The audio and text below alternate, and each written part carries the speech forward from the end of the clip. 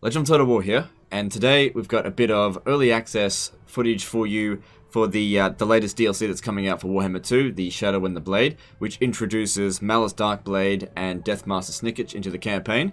So what I want to do in this video here is do a strength comparison of these two legendary lords and compare them to some of the other legendary lords that are existing in the game. So I want to add a little bit of context and criteria to it so you get an idea of what they're being evaluated on.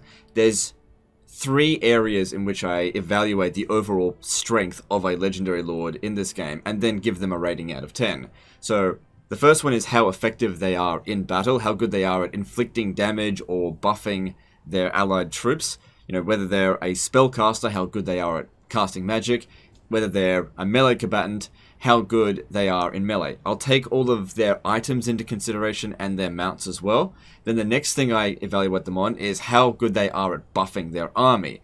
So for example, some legendary lords buff units that aren't particularly effective, so they end up not gaining points, even though they might be buffing those units by quite a bit. Because those units aren't particularly effective, I don't end up using them anyway, and so those buffs go to waste. So the best legendary lords buff their best units in the army. Then the final bit of criteria is how much they buff their faction as a whole. Now, some legendary lords don't do anything in this regard, but there are quite a few legendary lords that provide either global bonuses to public order, recruitment, reducing global recruitment times and so on and so forth. So those kind of legendary lords are weighted higher in those regards. So given all three of the criteria, there are a couple of legendary lords that are actually ranked 10 out of 10. And I'll go through a couple of them now to give a little bit of context behind, why these ones are so powerful. So the first thing I want to focus on is what is a 10 out of 10 legendary lord, so we can use that for a comparison. So I'm going to be focusing on Wulfric the Wanderer. He is a 10 out of 10 legendary lord. Some other examples of 10 out of 10 legendary lords include Tyrion, Alariel, and perhaps Malekith. So, going through what makes Wulfric so good, straight away he's an amazing melee combatant. He's, even just on foot, he's one of the highest damage-dealing legendary lords just on foot, but once you put him on a mammoth, he becomes nearly unstoppable with 14,000 health. That's base health. He's actually, I believe, the legendary lord with the highest amount of hit points in the game. So he's a great melee combatant. Now, how much does he boost his army? He boosts it by a lot, because not only does he provide bonuses to marauders, just in his faction skill tree, but if you get Juggernauts or the Sarl, you can get an additional plus 15 melee attack for all Mammoth units. Now, Mammoths are the Norskin's best unit. In fact, Mammoths are possibly one of the best units in the game. They're such a pain for the Empire to deal with that basically the Mammoths have to be outnumbered 2 to 1 in order to even stand a chance of losing. So for him to be able to boost Mammoth by this much is huge, but he also does it on a global level as well, with the Gift of Tongues, with the plus 15 melee attack for all your armies. On top of that, Wulfric also, with the Sword of Torgald, increases public order by plus 5 all provinces, which is absolutely essential for Norsca when playing on legendary difficulty. That almost completely negates the legendary difficulty debuff of -8. So that is a huge buff. He's a very strong melee combatant, he boosts the entire faction, and he boosts his army by a huge amount. This is what makes him a 10 out of 10 legendary lord. Now I'm going to give you an example of somebody that is essentially the worst legendary lord in the game. And I don't think any of them deserve a 1, 2, or a 3 out of 10. So the worst legendary lord in the game, I would actually rank as 4 out of 10. So now focusing on the other end of the spectrum, we have Throg. Now I would largely consider Throg to be the worst legendary lord in the game. I'd rate him 4 out of 10. He's not completely useless. In fact, his early game is not too bad. He is one of the strongest fighters in the game. In fact, he's actually about the same strength as Kolek Suneater, at the beginning. So that's actually pretty strong. But the problem is that as the campaign progresses, he doesn't really get a whole lot stronger, and his faction-wide bonuses just don't really have much impact. So if we have a look at it, he does boost Trolls and Norscan Ice Trolls. Now, I would largely consider Trolls, especially on Legendary difficulty, to be some of the worst units in the game. They have a base leadership of 40, which on very hard battle difficulty, you immediately lose 4 leadership, so their leadership is base 36, which is some of the lowest leadership in the game. That's so low leadership that it's quite often you will see trolls routing before they've even lost a single troll in their unit. So they're really unreliable. You have to be very careful with trolls. They can do a lot of damage, but as I said, they're not reliable. Whereas mammoths, on the other hand, where Wulfric boosts, are so reliable that they can go up against basically anything in the game and triumph, even if the odds were against them, without any real difficulty. They're on completely leagues apart in terms of quality. Now, there's nothing stopping you as Throg to recruit mammoths. And if you're recruiting mammoths, which you should, especially if you're playing on legendary difficulty, all of the bonuses that you get for trolls goes to waste, because there's no real point in recruiting them. So, does he provide any global bonuses at all? No public order bonuses, nothing to, global bonuses to chaos corruption. He has some local bonuses to like public order and stuff, but as you continue to expand, local bonuses become not really that big of a deal, especially when comparing it to Wulfric. And that's why, when you add it all up, he basically gets essentially 10 out of 10 for his ability to fight in battle, but 0 out of 10 for his ability to command, and 0 out of 10 as a faction leader. And that's what leads him to be a 4 out of 10 legendary lord. He's just not good. Now, with that being compared, you've seen a 10 out of 10 legendary lord and a 4 out of 10 legendary lord. Let's now talk about Snikch and Malus Darkblade. Alright, so let's talk about Malus Darkblade first. Just going to straight off the bat say what his strength rating is. It's 7 out of 10. Now, that would mean that he is balanced. He's neither overpowered nor underpowered. Now, in the 3 criteria that I mentioned at the start, he is an excellent melee combatant, he is a mediocre commander, and he is a terrible faction leader. So, let's talk about faction leader-wide stuff first. What does he do for the faction? The answer is nothing. Now, there's some stuff that you can do in here that will affect the faction. So if you drink this elixir and get this to full control, you can reduce construction cost by 50% and increase public order all provinces by 10. But it does come off with a bit of a penalty, the minus 10 melee attack for all units, which isn't that bad unless you're going with a full melee focused army, which on legendary difficulty and as a Dark Elves you probably shouldn't do, because some of their best units are shades and they are primarily missile units. So it's okay to do this every now and again. So that's basically all he does to boost the faction. Apart from that, he actually causes penalties onto the faction when he is basically under full possession by Tsarkan. That reduced casualty replenishment by 50% can really hurt. So it really is keeping a balance between doing this. Now, this will increase by 2 every single turn. So if you're at minus 10, it'll only take 10 turns to get to full, unless certain other things also increase it. You've also got this button over here, which will allow you to just go straight to full possession, which you can only do once every 40 turns. Now, that ties into where his strength lies as a melee combatant. When he's actually transformed as Tsarkan, Tsarkan is incredibly powerful. He's got some abilities that do a lot of damage to units around him, and he's just an excellent melee combatant. Now, if you've also got the Warp Sword of Cain, he's able to regenerate health while he's in combat, and that regeneration rate is about 4 hit points per tick, which it's about 10 hit points per second. It's a lot. It's basically, regular regeneration. It's about twice that much, so it's a good amount of regeneration. So with Malus Darkblade, he essentially has 2 pools of hit points, because what you can, well, that's only when you're able to be full possessed. When he's really low on health, you hit the possession button, and then you go straight back up to full health, and he'll decay really quickly. So you really need to finish the battle quickly once you've transformed into Tsarkan. So this really benefits in battles that are quite short, but if you're in a really long fight, that can be a big detriment, and you would probably not want to use that until the very end, which at some point the army loss penalty would inflict on one side or another, so it's hard to tell when exactly the best time to use it. So it can be a real double-edged sword. The next thing I want to talk about is Spite. As a mount, Spite is shit. He's not a good mount. It's still probably worth getting him than not getting him, but he's no Carnosaur. Now, of course, he is a cold one, but he's a very big cold one. It's like twice the size of other cold ones. So I was sort of hoping that that would come into play a little bit, seeing him maybe have a little bit more area of effect attack, but that didn't seem to be the case. When I sent Malus Darkblade in on Spite into big groups of infantry, he really didn't inflict that many kills. When in comparison, I was kind of hoping, you know, he'd kill 2 or 3 units every time he attacked, but that didn't seem to happen. Also, whenever I wanted to push him pull him out of combat, Spite doesn't have a whole lot of mass.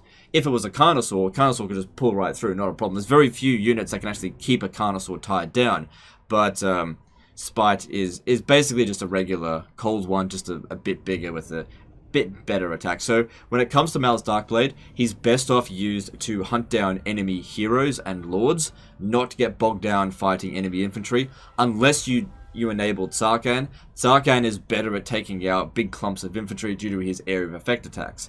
Now, as for the skills that he provides in his tree here, in his skill tree, most of them are centered around either improving Malus Darkblade while he's not transformed into Sarkhan, or while he is transformed into Sarkhan. And you can make him quite strong, but there's not a whole lot in here that boosts his army at all. You do have this here, the Draco Tyrant. That's actually pretty good, reducing the upkeep cost by an additional 10%. Added that with Quartermaster and Renowned and Feared, you can really reduce the upkeep cost quite significantly. So Malus Darkblade's army can be significantly cheaper than just, you know, regular other lords. Now, looking at his trait, the Sign of the Dark Crag, he significantly reduced the upkeep cost of Cold One Knights, Cold One Dread Knights, and Cold One Chariots. Now, unfortunately, these are some of the worst units in the Dark Elf roster, especially on Legendary difficulty. It's not to say that these units are bad, and I'm sure some people like to have them in the army, but in terms of just pure performance, the Dark Elves have better units. If you want to have, speedy units, Dragons or Hydras are a lot better option. They'll do more damage, they're more reliable, they're tankier, and they're more expensive, but the thing is, you don't really worry too much about money when it comes to the Dark Elves, because if you manage their economy correctly, they do have plenty of it. So reducing the upkeep costs on these units, it doesn't really do much. You're still better off not having these units in your army than having them, but being cheap. Because if you've got them and they're cheaper, you're basically going to need to have another army supporting you. So it kind of defeats the purpose if you have to have another army supporting you just so you can have one cheaper army, because then the other army is going to be at full price.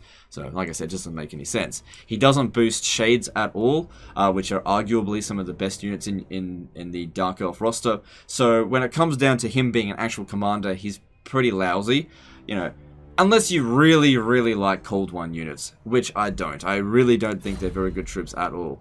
And so he's a strong melee combatant. He's not a great commander, and he's a terrible faction leader, which gives him 7 out of 10. Still think he's a lot better than Throg, but as a Legendary Lord, this guy is not contributing to power creep for the Dark Elves, not one bit. Okay, so now we're going to talk a little bit about Snikch. Now, Snikch is a weird one. I has really struggled to evaluate him. So in order to sort of make sense of it, I'm going to give him 2 separate ratings. He's going to have an early game rating and a late game rating. So in the early game, I would rank him as 8 out of 10. And I'll talk about the late game rating stuff in a bit, because things get bonkers with that stuff. Anyway, so Snikch is, surprise, surprise, a really good assassin. He is one of the best melee combatants, duelists in the game.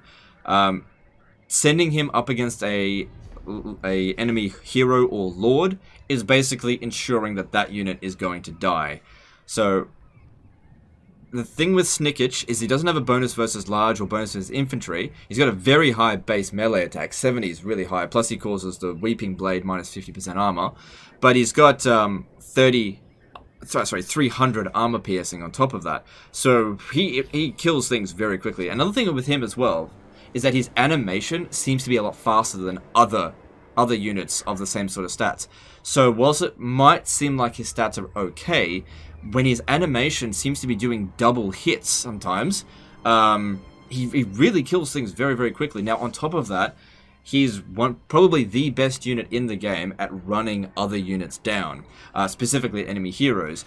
Now, if you've ever had like a hero or unit or lord running away from the battlefield and you're sending like a Pegasus Knight or something like that to run it down, where the unit is faster, but what it ends up doing is just like standing behind it and essentially eating its ass and just pushing it off the battlefield. It can be very frustrating, especially when you need to have this unit die.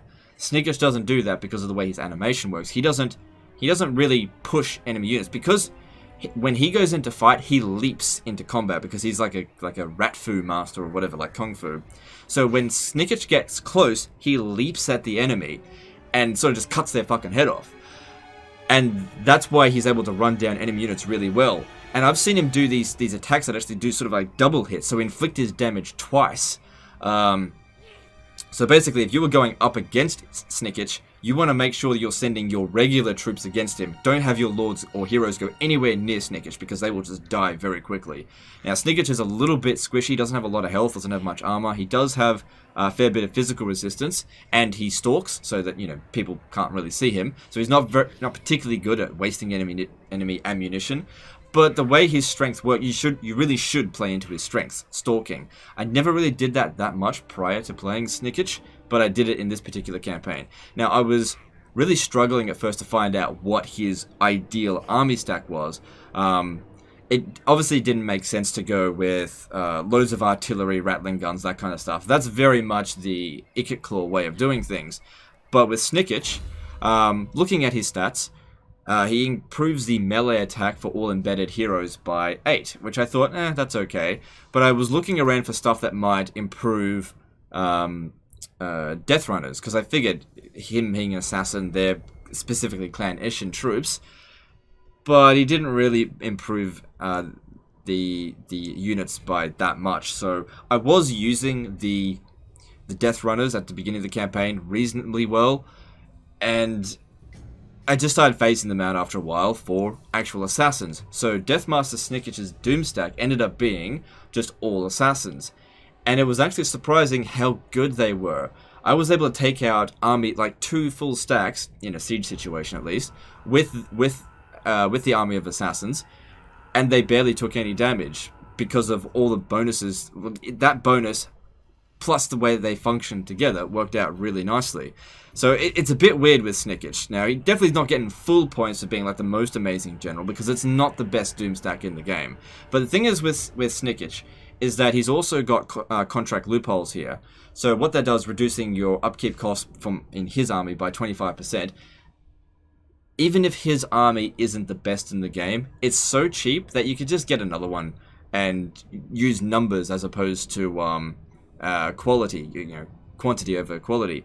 Also, there is a unique technology for Clan Ashen, quality and quantity, where you can increase your upkeep cost by 10%, but also provide 6 extra melee attack and melee defense for units above rank 7, and extra 10 leadership. So that's pretty good, and that's, like I said, that's unique to Clan Ashen. Pretty useful. I don't know if I would always get that, because I can be a bit of a stingy boy, but it's there if you want it. Now, how does he boost the faction? Now, in terms of stats, like in terms of his like skills and stuff, there's not much in here. He's pretty similar to Malus Darkblade in that regard. So confederating Snikch probably isn't really going to be that much of a priority for other Skaven lords, but playing as Snikch, here's the thing. This is where things start to get bonkers with the Ashen Action. Now, this mechanic starts off, I think, pretty balanced. So how it works, at the beginning of the campaign, you start off essentially rank 1 Schemus, or whatever. As Snikch levels up, he can essentially report to the Night Lord and rank up his available schemes. So these replenish once every 5 turns. So as you level him up, you'll be able to get 2, then eventually 3, then 4, and then 5. And you can replace them all at one go by doing, by stash rations. So the way that these actions work, right? You select an action, and then you select an agent, and then confirm it. If there's a settlement icon here, you also need to select a settlement to go and do it. So I'll do this one here as a bit of an example, small heist. So what this will do for us is give us up to 1,000 gold from a settlement and reduce its income by 10% for 5 turns. Trying to damage the AI's economy on legendary difficulty is pointless, so I wouldn't even worry about that particular part. And you can do this once every 10 turns. Another example is the food raid, so get 5 extra food. That actually might be more useful. Now, you can use any specifically clan Ashen heroes or lords to do this. So you can't send a Warplock engineer to do it, but you can send an Ashen sorcerer, a Deathmaster, or an assassin to do it. And basically tier 1 schemes can be done by any rank, but as you get higher and higher rank, you see these ones need to be done by rank 5, then rank 15, and these ones here down the bottom, which I'll get to in a bit, then that have to be done by Snikch only. So if we do this one here, 5 extra food, no worries, and that dude is still on the map. Now, as they get more and more complex, they'll actually see the agent recovery time there is 2 turns, so they'll be taken away off the map for 2 turns, and then you just get them back, and that it does give them experience as well. It doesn't cost any money to do this, and in fact, it can give you money. So overall, this is definitely part of how Snikch operates, and I think it's a lot more comprehensive than Malus Darkblade's Sarkhan mechanics. Now, here's where things get absolutely insane. Now, you might be still wondering, okay, he mentioned at the start of this bit that Snikch was going to get a 2nd ranking in late campaign. Okay, so here's the thing. Snikch's late campaign ranking out of 10 is actually infinity. Okay, so I don't know if they're going to change this, because it's actually lore friendly, but at the same time, I don't know how this could get into the game.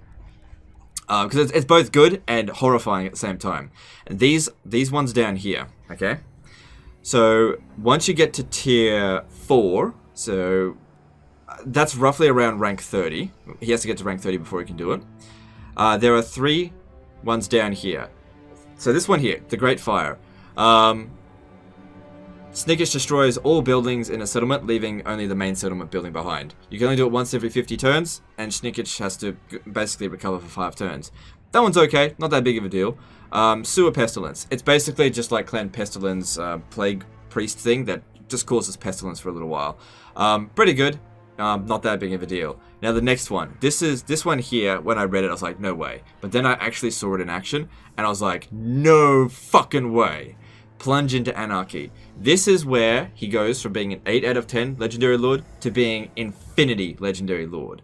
So he's only an Infinity Strength Legendary Lord when you've got access to this. Now you can only do this once every 100 turns. I can't scroll it down there for some reason.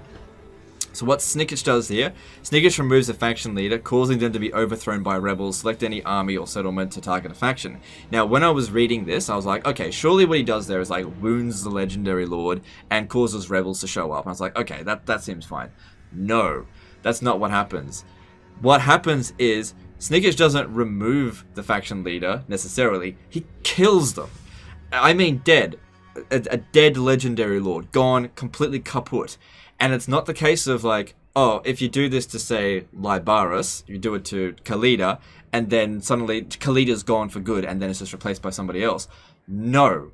No, the entire faction is dead. This here is essentially a cheat code. It's basically, please delete this faction for me, I don't want to see them again. And there is no limit to what you can do this on. So, for example, in the late campaign, as usual, you'd probably be going up against the big blue blob, the dwarfs. The dwarfs usually have somewhere between 40 to 60 settlements, and they're most people's major headache in Mortal Empires. So, if you've got access to this, you can click on this, click on a dwarven settlement, click confirm, Snikch goes away for 5 turns, and by the way, this happens instantly. It's not like it happens and then 5 turns later it occurs. It happens instantly, and then Snikch takes 5 turns to get back. The entire faction is deleted, and I tested this on the dwarfs, and they died. I never went to war with them. Straight up gone. Faction deleted. All of their settlements ended up being just switched over to rebel control. All of their armies gone.